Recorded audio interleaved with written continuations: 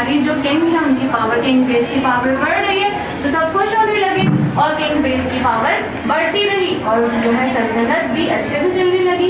लेकिन एक बार एक जादूगर आया जिसका नाम था जीरो पावर। क्या आया? Zero power. जीरो पावर का एक जादूगर आया और उसने कहा और वो नारे लगाने लगा कि अब किंग बेस की पावर हो जाएगी जीरो। क्या हो जाएगी?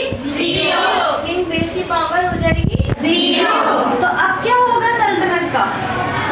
वो खुश होने लगा। लेकिन इतने में हमारे पास क्वीन मल्टीप्लाई आई और उन्होंने हंसते हुए कहा कि कानून के मुताबिक जब भी किसी किंग बेस की पावर फ्रेंड्स जीरो हो जाते हैं तो वो बराबर होते हैं 1 के। तो यानी कि अब हमारी सल्तनत भी जीरो नहीं होगी अगर पावर जीरो हो गई बेस की। समझ आई आप लोगों को? तो फिर सब लोग खुश हो गए और हमें ये कानून बताया क्वीन मल्टीप्लाई ने कि जब भी किसी बेस की पावर होगी जीरो तो वो जीरो नहीं होगा, वो 1 होगा। ठीक है?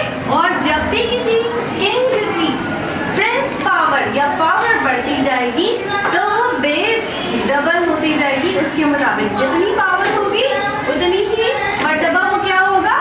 मल्टीप्लाई होगा। ठीक है?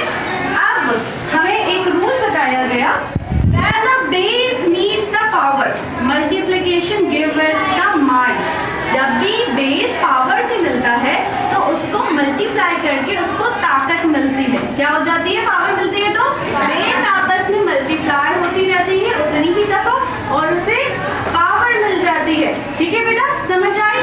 तो अब आप लोग मुझे बताएं इन सब एग्जाम्पल्स का क्या मतलब है जो मैं बोर्ड पे लिख रही हूँ।